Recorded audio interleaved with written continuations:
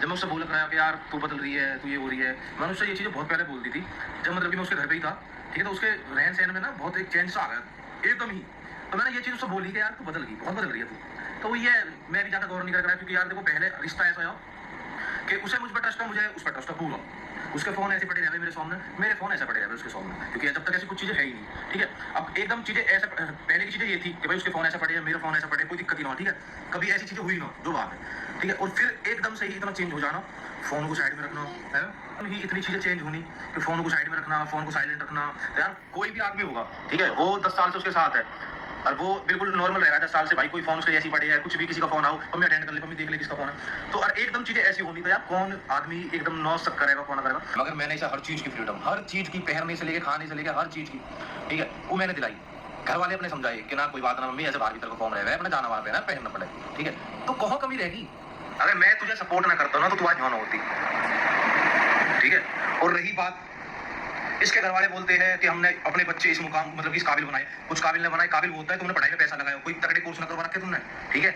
कोई भाई पैसा लगाया कोर्स में, 5 लाख उसमें, 6 लाख उसमें, ठीक है? ये कोई काबिल करना नहीं होता।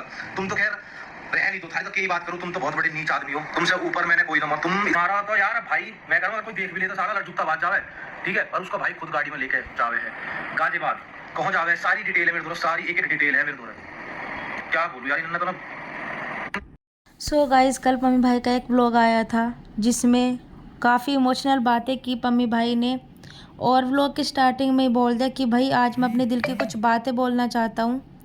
और जैसे कि उन्होंने बताया कि भाई बहुत बहुत पहले हो चुका था जो भी होना था। और मैंने इससे बहुत पहले कहा था निशी तू बदल रही है बहुत ज़्यादा, क्योंकि पहले हमारे मतलब हम एक दूसरे के साथ इतने फ्रैंकली थे ना कि उसके फ़ोन कहीं भी पड़े हैं मुझे मतलब नहीं, मेरे फ़ोन कहीं भी पड़े हैं उसे मतलब नहीं।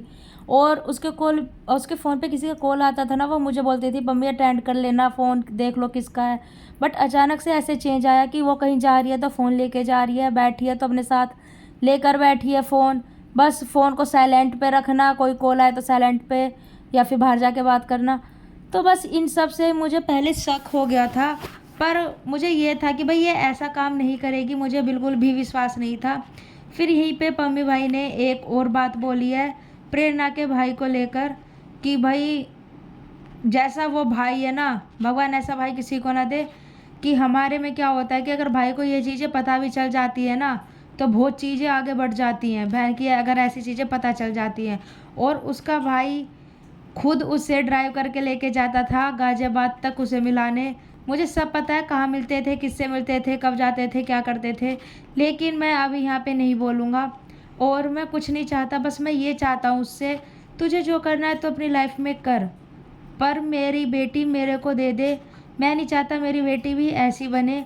अब देखो पम्मी भाई ने गाइस बहुत सारे व्लॉग्स में अपने साफ साफ बोला है कि भाई मैं उनसे कुछ नहीं चाहता हूँ, मैं सिर्फ उनसे ये चाहता हूँ कि मेरी बेटी मुझे मिल जाए और मैं अपनी बेटी को अपने पास रखूँ, मेरी बेटी की कस्टडी मुझे मिल जाए, क्योंकि मैं नहीं चाहता कि मेरी बेटी उनके पास रहे। साफ साफ बोलता है पम्मी भाई। पम्मी भाई ने ये भी बोला है व्लॉग में कि भाई मैं तो बस, अगर वो आज भी आकर मेरे से माफ़ी मांगती है ना और बोलती है पम्मी ये सब छोड़ दे, मत कर ये सब चीज़ें, सोशल मीडिया पे मत डाल, तो मैं आज भी छोड़ दूंगा अगर वो अपनी गलती मेरे सामने मानती है तो।